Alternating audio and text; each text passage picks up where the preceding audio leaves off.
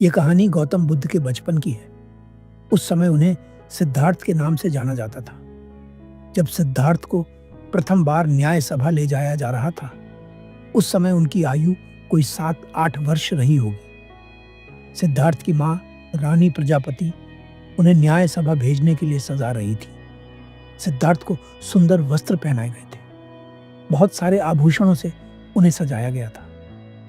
सिद्धार्थ ने प्रथम बार इतने सारे आभूषण पहने थे, इसलिए वे अपनी माँ से पूछते हैं, माँ, क्या न्याय सभा जाने के लिए इतने सारे आभूषण पहनना आवश्यक है? सिद्धार्थ की माता कहती हैं, हाँ पुत्र। सिद्धार्थ पूछते हैं, परंतु क्यों माँ? सिद्धार्थ की माता कहती हैं, तभी तो पुत्र, तुम युवराज लगोगे। सिद्धार्थ पूछते हैं, तो क्या बिना आभूषण पहने युवराज नहीं रहते? सिद्धार्थ की बात सुनकर उनकी माता कहती है, तुम्हारा नाम सिद्धार्थ नहीं, प्रश्न होना चाहिए था। ठीक उसी दिन देवदत्त को भी प्रथम बार न्याय सभा ले जाया जा रहा था। देवदत्त सिद्धार्थ के चचेरे भाई थे, जो सिद्धार्थ से बहुत ईर्ष्या करते थे। देवदत्त का हमेशा यही प्रयास रहता था कि वे किसी भी तरह सिद्धार्थ को दुख पहुंचा सके। उम्र में वे सिद्धार्थ से बड़े थे, परंतु क्षमता में सिद्धार्थ से बहुत छोटे थे। सिद्धार्थ और देवदत्त दोनों न्याय सभा जाने के लिए तैयार हो जाते हैं। सिद्धार्थ के पिता राजा शुद्धोधन स्वयं सिद्धार्थ को न्याय सभा ले जाने के लिए उनके पास आते हैं। अपने पिता को देख सिद्धार्थ शिकायत करते हैं, देखिए ना पिताजी, माँ ने मुझे इतने आभूषणों से सजा दिया है कि अब तो मैं ठीक से खेल भी नहीं पाऊंगा। सिद्धार्थ की बात सुनकर उनके पिता मुस्कुराते हैं और कहते हैं, पुत्र, तुम युवराज हो, इतना बोझ तो तुम्हें सहना ही पड़ेगा। सिद्धार्थ और देवदत्त दोनों न्याय सभा पहुंचते हैं। दोनों का स्वागत किया जाता है। राजा शुद्धोधन के आदेश के बाद दिन की पहली सुनवाई शुरू की जाती है। मंत्री आदेश देते हैं कि दोनों किसान अपनी अपनी न्याय याचना लेकर महाराज के सामने उपस्थित हों। दोनों किसान न्याय सभा में आते हैं और राजा को प्रणाम करते हैं। राजा शुद्धोधन पूछते हैं, क्या याचना है? पहला किसान, जिसका नाम गौरी होता है, वो कहता है, महाराज, इस कुशल ने मुझसे पिछले वर्ष अनाज उधार लिया था, ये कहकर कि इस वर्ष मुझे मेरा अनाज वापस लौटाएगा, मगर महाराज, इसने मुझे आज तक वह अनाज वापस नहीं लौटाया। कुशल कहता है, कैसे लौटाऊं महाराज? पिछले 2 सालों से उपज नष्ट हो रही है, इस साल भी कुछ हाथ नहीं लगा।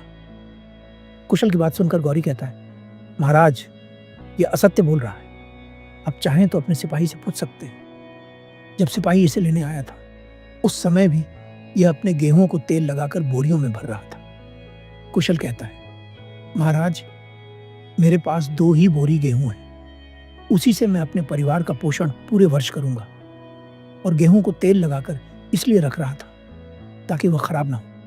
आपके सिपाही मुझे पकड़कर यहाँ ले आए। अगर वह 2 बोरी गेहूं भी मैं गौरी को दे दूंगा तो हम खाएंगे क्या? गौरी कहता है, महाराज, अगर यह गेहूं नहीं दे सकता तो अपने खेत दे दे।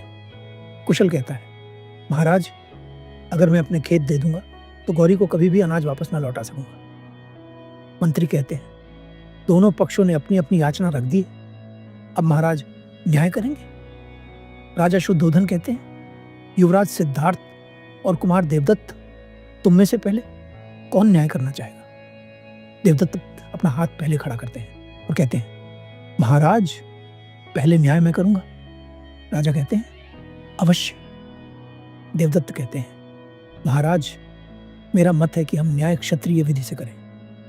कुशल ने गौरी को दिया हुआ वचन पूरा नहीं किया, इसलिए कुशल को गौरी को अपना खेत देना चाहिए। देवदत्त का न्याय सुनते ही कुशल रोने लगता है और राजा से कहता है, महाराज, कृपा कर ऐसा न्याय न करें, हम नष्ट हो जाएंगे। राजा शुद्धोधन सिद्धार्थ से कहते हैं, युवराज, तुम कहो, तुम्हारा क्या मत है? सिद्धार्थ अपने आसन से खड़े होते हैं, कुशल के पास जाते हैं और उसके आंसू पोंछते हैं। फिर राजा से कहते हैं, महाराज, यदि कुशल गौरी को अपने गेहूं दे देगा तो अपने परिवार का पेट कैसे पालेगा? और यदि खेत दे देगा तो अनाज कहाँ से उगाएगा? और गौरी को उसका अनाज वापस कहाँ से लौटाएगा? मुझे तो लगता है कि गौरी के पास अनाज का अभाव नहीं है, इसलिए कुशल की अनाज लौटाने की अवधि बढ़ा देनी चाहिए। सिद्धार्थ का न्याय सुनकर सभा के कई सदस्य आपत्ति व्यक्त करने लगते हैं। राजा शुद्धोधन कहते हैं, शांत हो जाइए, मैं कुमार देवदत्त के न्याय से सहमत हूं। यदि व्यापारी अपना वचन पूरा नहीं करेगा तो राज्य का व्यापार रुक जाएगा। इसलिए कुशल को, गौरी को कुछ न कुछ तो देना ही होगा। कुशल कहता है, क्षमा करें महाराज, चलते वक्त मेरे पास जितने भी सिक्के थे, जितना भी धन था, वह सब मैं गौरी को दे चुका हूं। गौरी कहता है, महाराज कुशल झूठ बोल रहा है, इसने मुझे कुछ भी नहीं दिया। कुशल कहता है, महाराज गौरी असत्य बोल रहा है। गौरी कहता है, महाराज मैं असत्य क्यों बोलूंगा। सिद्धार्थ कहते हैं, महाराज यदि आप कहें तो मैं सत्य का पता लगा सकता हूं। राजा कहते हैं, तो ठीक है, करो परीक्षण, कौन सत्य कह रहा है और कौन असत्य। सिद्धार्थ गौरी से सिक्के मांगते हैं। गौरी कहता है, परंतु युवराज ये सिक्के तो मेरे हैं। राजा शुद्धोधन गौरी से कहते हैं, सिक्के युवराज को दे दो गौरी। गौरी सिक्के दे देता है। सिद्धार्थ उन सिक्कों को कुशल को दिखाते हैं और पूछते हैं, क्या ये वही सिक्के हैं जो तुमने गौरी को दिए थे। फिर सिद्धार्थ उन सिक्कों को पानी में डाल देते हैं और राजा से कहते हैं, महाराज ये सिक्के कुशल के हैं। राजा शुद्धोधन पूछते हैं, इस बात का क्या प्रमाण है। सिद्धार्थ कहते हैं, महाराज जिस समय कुशल ने गौरी को ये सिक्के दिए थे वह अपने गेहूं को तेल लगा रहा था और वह तेल अभी तक इन सिक्कों पर लगा हुआ है। सिद्धार्थ की बुद्धिमत्ता देख सभी लोग आश्चर्यचकित हो जाते हैं। गौरी भी अपना अपराध स्वीकार करता है। राजा शुद्धोधन कहते हैं, कुशल की ईमानदारी देख उसकी अनाज लौटाने की अवधि बढ़ा दी जाती है और गौरी को असत्य बोलने के लिए 10 कोड़े मारने का आदेश दिया जाता है।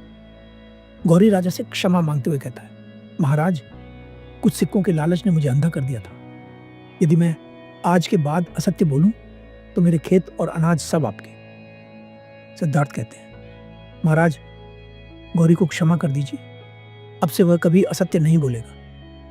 राजा शुद्धोधन गौरी से कहते हैं, मैं तुझे क्षमा कर सकता हूं अगर इस न्याय सभा में कोई तेरा उत्तरदायित्व ले कि तू आज के बाद कभी असत्य नहीं बोलेगा।